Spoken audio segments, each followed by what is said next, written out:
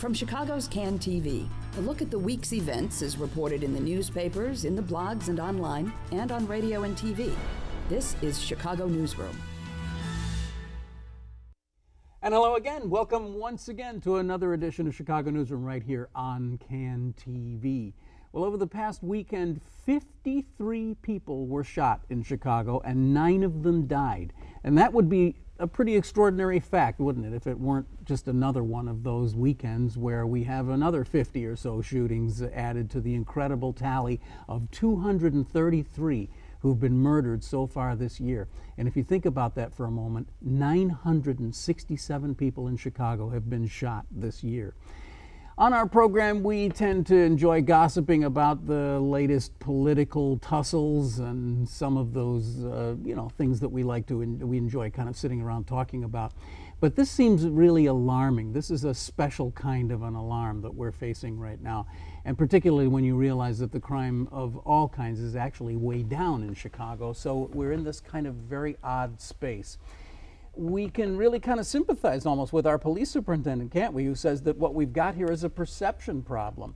But nearly 1,000 people with bullet wounds is a perception problem of its own, and we're going to talk about that a little bit today on our program. Not that we're going to be able to resolve it, but we need to talk about it.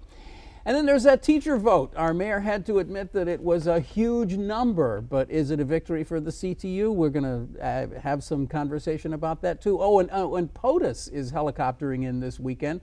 He's coming in for the wedding, but his friend Rahm Emanuel apparently was not invited. We'll ask Eric Zorn to comment on Mike Sneed's column today in the Chicago Sun-Times. Natasha Korecki is joining us for the first time from the Chicago Sun-Times. Glad to have you here. Glad to be here. Federal court reporter for the Sun-Times, and I've been wanting to have you on, especially since those interviews you did with Rezko. I want to talk about that too. And of course, Eric Zorn, founding member of Chicago Newsroom. That's right, on the first show. On the very first show. I hope this isn't the last one. Yeah. Well, if we know when the last one is, we'll invite you to be on. Okay. So I really sort of hate to start off with that really somber tone, but it is a pretty dramatic thing that we're facing here. I mean, when you look at these, you look at the totals, and your newspaper puts it every Monday morning right up there on the top of the Tribune.com, the sort of the box score of the mayhem over the weekend, and it. I don't think I can think of anything that makes me feel more helpless than that, because I just don't know. I don't know what to do with it. I don't know how to handle those numbers. I don't think anybody does right now. My understanding is what's happened is that this is basically gang fueled, and that the gangs are now split. There's 50 or 60 gangs, like 60 identified gangs, and then hundreds of what they call cliques. These little smaller units, either within the gangs or just auxiliary factions, and they are all fighting over turf and perceived slights, and it's not at all clear how one gets in there. The mayor and the police superintendent are hoping to bring in ceasefire to do some more work, and ceasefire statistics are fairly impressive in the neighborhoods that they've been able to go into, but I don't know that that's an answer to 50 shootings in a weekend. There are not enough violence interrupters to go around and get in the middle of all these things. Another interesting thing that is catching, I think, a lot of people's attention is this mayhem that's going on in Streeterville, and the sort of the 500 North State and on the Red Line, downtown North Side, near North Side area, the wilding kind of incidents where people are just getting beaten. Those things are very troubling also. So it's going to be a difficult summer. And not unfamiliar, because we had an outbreak of this last summer. But I don't know where we put this into what perspective. Natasha, I know this is kind of a weird transition, but you cover the courts, so you see the sort of the aftermath of a lot of this mayhem. Do you have any perspective on this about, like what Eric was saying, about whether there's a kind of a transition going on in what we traditionally think of as gang violence in Chicago? Is the nature of it changing? That could be. I mean, it's definitely, the fight over drugs, as we've known for a long time, has been a huge issue here. I sort of question, McCarthy and what his strategies are. And is he sharing them with federal authorities? You know, there was a lot of criticism of Jody Weiss before he left, but I just sort of felt like there was a little bit more cohesiveness there. And I just feel like I'm sort of picking up that McCarthy and the feds just aren't sitting down together and talking that much. And, you know, McCarthy talks about a perception problem, but it's a reality problem. I mean, things have definitely gone way up since he's been here. And something needs to happen. And that's an interesting, there's an interesting implication in what you're saying. Is there a connection between the statistics going up and his arrival as police superintendent? I mean, are you saying that something changed when he came in that has made it easier to go around committing mayhem? Or is it just unfortunate for him that these stats went up? Well, I mean, I don't know that I can definitively answer that, certainly, but I would say that when he came in, he said he had some different strategies, and it's not working, obviously. Right. And I think we need to be in a little bit more of panic mode right now. Well, and also we haven't even hit the hottest days of the summer. Tell me I mean, about it, yeah. So you know, and they're talking about putting in, having the police do more overtime. Well, Right. down. So Right. What is it, 2,000 officers, something like that, Yeah. from the staffing levels that Right. we're used to. Right. And they're talking about doing more overtime. I mean, they probably just need more, boots on the ground. so Well, to I mean, this is something that was being talked about all the time a while ago, and then it just kind of like we all got bored with the topic and stopped talking about it. But you know, Mayor Emanuel did promise 1,000 new police officers, and he basically did a few paperwork shuffles and moved a few people around and said mission accomplished, hoisted the banner, but it was not done. There were almost no new police officers hired. And you have to really ask at this point, someone has to ask the question to someone other than McCarthy, who will just simply parrot the official position, but someone has to evaluate this question: do we have enough police officers in Chicago? I mean, as you just said, when you got 50 shootings, or more than, 50 shootings in a weekend, you can't have, you just seem like you can't have enough police officers everywhere. So maybe having more police officers isn't the answer, but it seems to me that we feel like we're very understaffed. I don't know. You know, it's interesting. I was sitting in on a talk once with Patrick Fitzgerald, and he said when he came, you know, he came from New York. When he came to Chicago, the thing that struck him the most about Chicago were the gangs. He could not believe the numbers and the power that they had. And I mean, that definitely has been consistent, you know. The new RICO, there's going to be the new, they're going to be able to apply racketeering, federal racketeering laws to gangs. On a state level. Right, but that's been fairly effective fighting organized crime, the classic, the organized crime. And it's been effective with gangs in the federal system as well.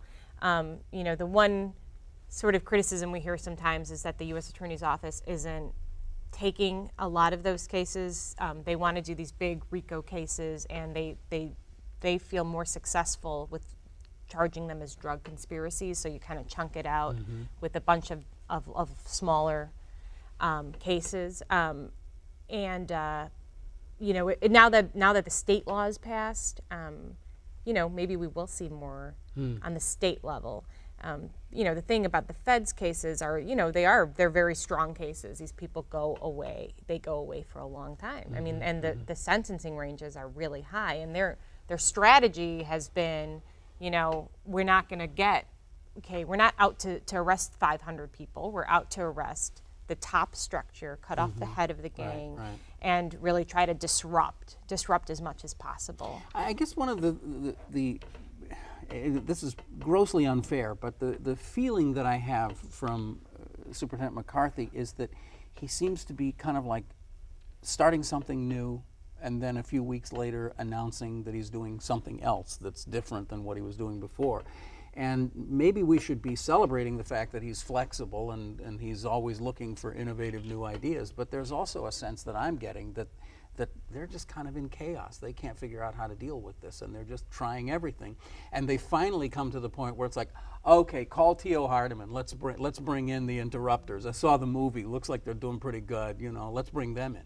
And then he goes to the wasn't the City Club, where was it? I forget, Union Union League League Club, Club. and basically disses them and says, well, I don't really want them directly involved in things. And then T.O. Hardeman says, wait a minute, that's not the thing. Well, if you saw, Frank Main did a story, our Absolutely, our crime reporter yes. a couple weeks ago about all of the cases A against ceasefire. Very good couple And stories. it's pretty clear that the feds have a very different vision of ceasefire, and Than the documentarians. yes, Yeah. and so I think there is a little. I think he's backing off of that, after maybe Right. finding out a little bit Well, more. I get the impression that he wasn't very keen on the idea from the beginning, but was kind of, I don't know, this was like put in front of him, like, here, let's try this, Right. or something, I don't know. Let's because this is the kind of stuff that gets shifted to the end of the show, I want to make sure that we talk about this really wonderful series of interviews that you had with Tony Rezko. Is it the first time he's spoken since he's been in prison? I guess it is, right? Yes. So it's really quite an accomplishment as a reporter. Congratulations on it. But he said some interesting things that I wouldn't have expected him to say to a reporter.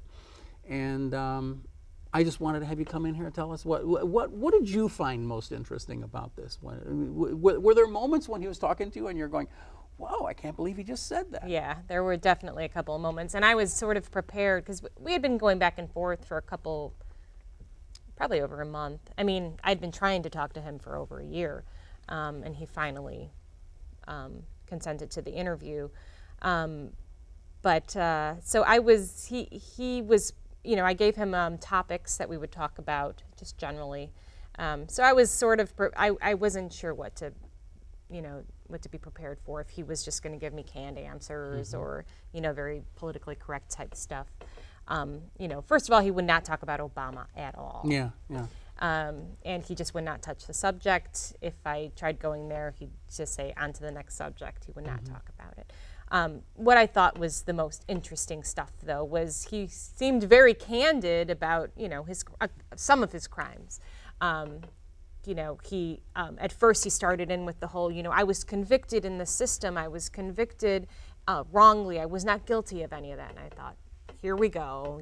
We're gonna hear about. And then he said, but I was guilty of other things. And I said, okay, what was that? And he starts talking very candidly about pay to play and putting his people.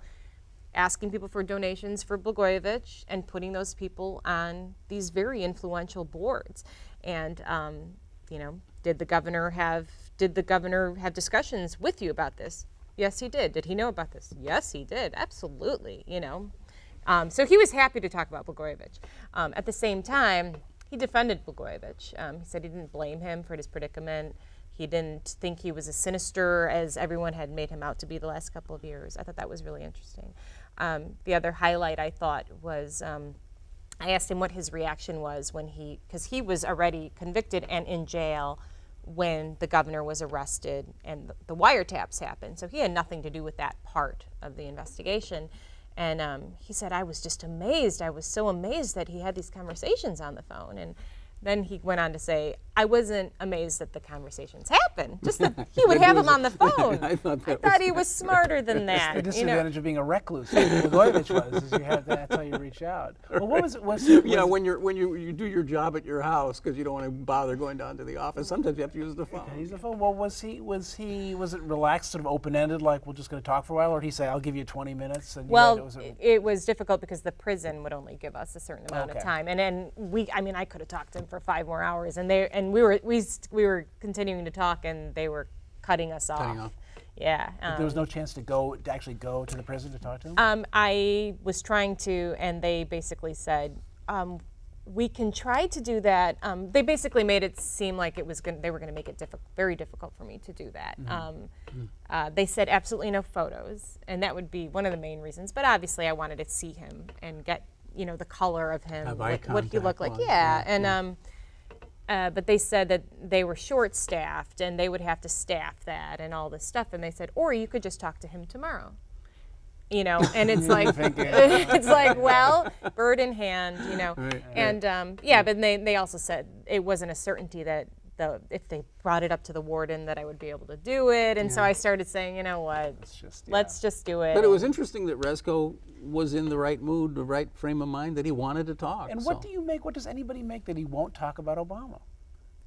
I mean, is he saying? Do you think after the election he will? Do you think he's got something to say? Do you think he just doesn't? Do you think that he's holding back because he's hoping for a federal pardon or something? I mean, Obama could let him out, right? I mean, he could technically. I don't know if that's what it is. He wouldn't say. Clearly, I'm guessing that he wants to protect Obama, just like he wanted to protect. Not protect Blagojevich, but he was defensive of even Blagojevich. So I'm sort of, and I don't know because he did not say, but I think he's very politically astute. He knows that it's an election year. He knows that anything he said, which is obviously why I first called him, because anything he said about Obama would be a monsoon of a story. You're a reporter. So, and if he had this kind of discipline and self-control before all this happened, he wouldn't be where he is today, right? I mean, at least he remembered not to use the phone. What was he getting out of all that? I mean, honestly, he was able to go to parties and cozy up to these people. But what did Tony Rezko get? He was involved in what the fast food of the Tollway Oasis or something like that, wasn't he? I mean, did he need to do this stuff to be a successful person, or is this just his ego? Well, I think part of it was part of it is sort of, I don't know if it's ego or he just he knew how to pick those rising stars, and he picked the right ones. He was a connector. And he had these wonderful fundraisers at his home. Obama was at his home, for fundraisers. And then, he's later in the hole at the MCC. From the home to the hole. Can we just radically switch topics and talk about 89.6%, I think, the total of the teachers vote? Now, Mr. Zorn, you've been rather critical of Karen Lewis, I think even calling for her resignation at one point in your column. I have. And you have certainly not considered her to be the kind of leader that was needed at this time. And yet, somehow or other, her leadership, whether it was her or the people around her, have delivered a pretty stunning rebuke to the mayor of Chicago. I have. Got to give him credit. I mean, essentially what happened was that the education reformers and the legislators last year, when they passed Senate Bill 7, decided they were going to try to make it almost impossible for the teachers to strike by setting this high threshold of, they set out there's 7 conditions in the law now for a strike.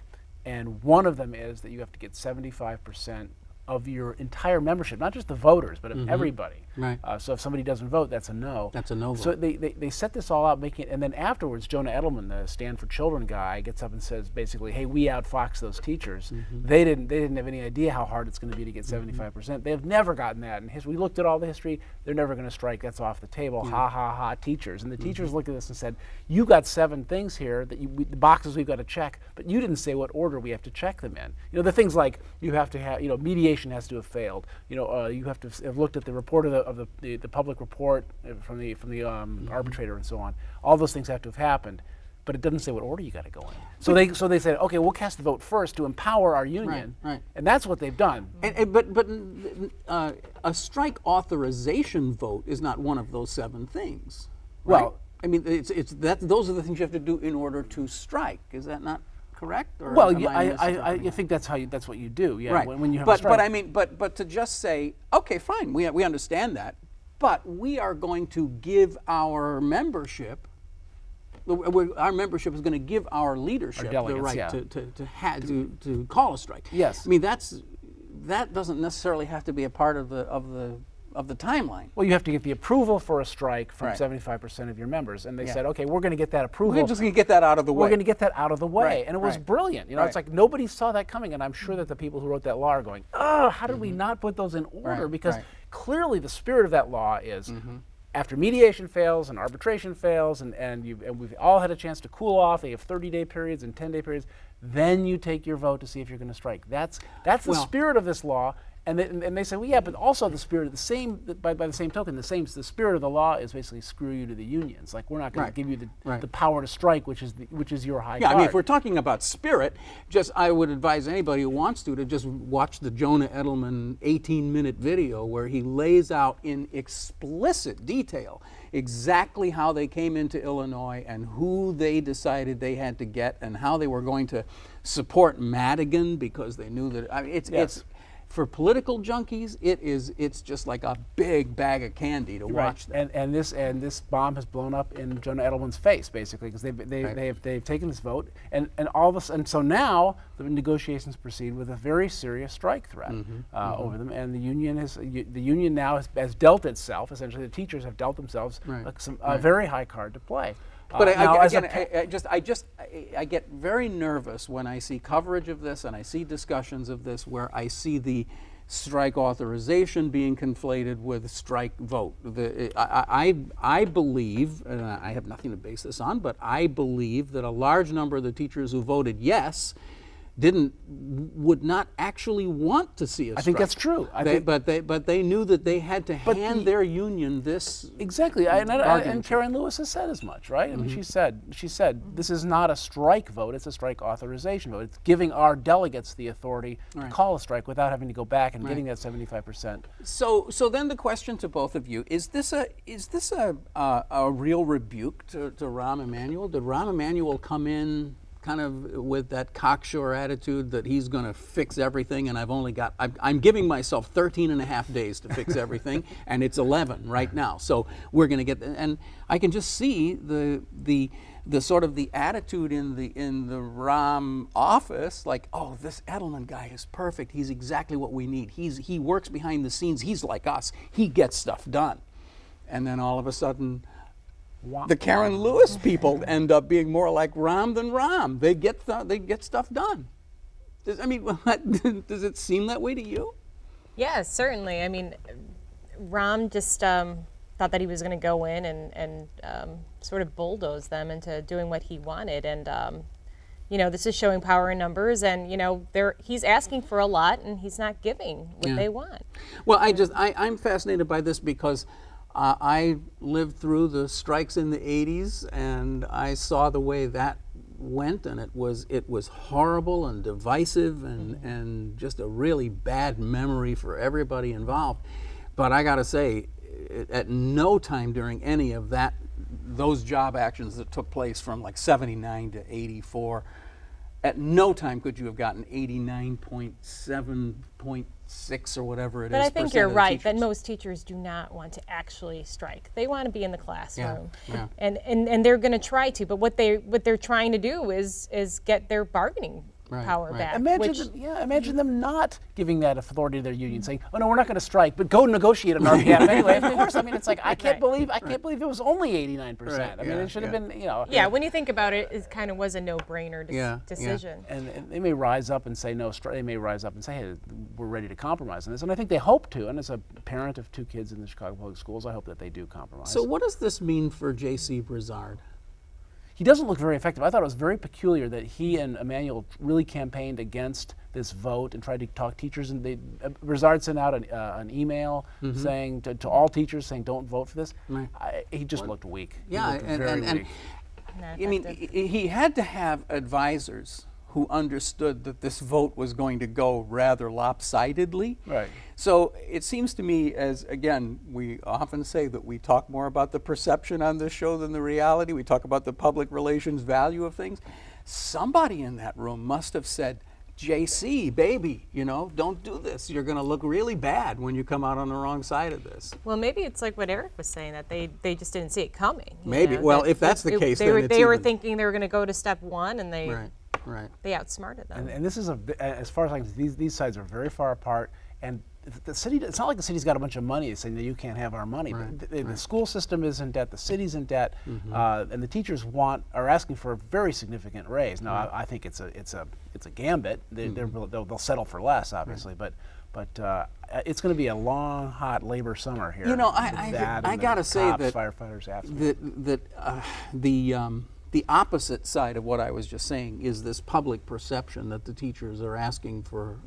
It's complicated, but they're asking for basically a 30% raise, and we all do know that there is no money. I think that's been pretty well documented. I don't think that's a ruse, but it does seem to me that this could be a perfect time for the teachers now to sort of publicly back away from some of that financial demand and say, what we really want from you is we want guarantees on these, on the classroom things that we're talking about. We want assurances on the longer school day. We want arts and music put back in, and to take that kind of very positive public role. I'm not saying I think they will, but boy, if they're that would certainly get more public support.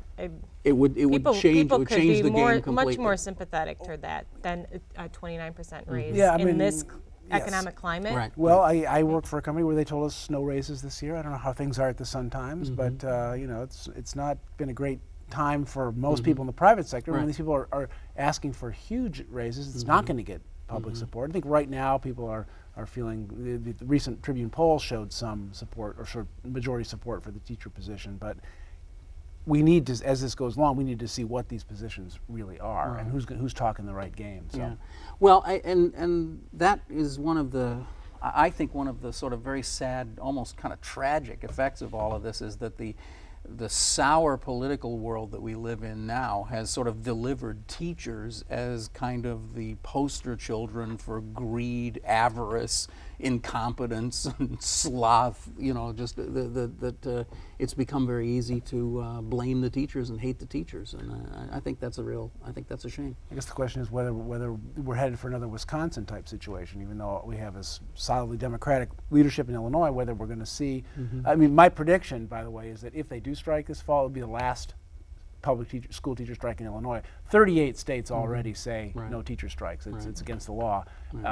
Illinois is going to be 39th because. Well, is that what's going to happen? Is the Emanuel administration and Governor Quinn, are they going to try to get some legislation through the legislature that would make Illinois one of those states that prohibits teachers from striking? It depends on how this goes. I would guess that would happen, right? That could be an interesting move.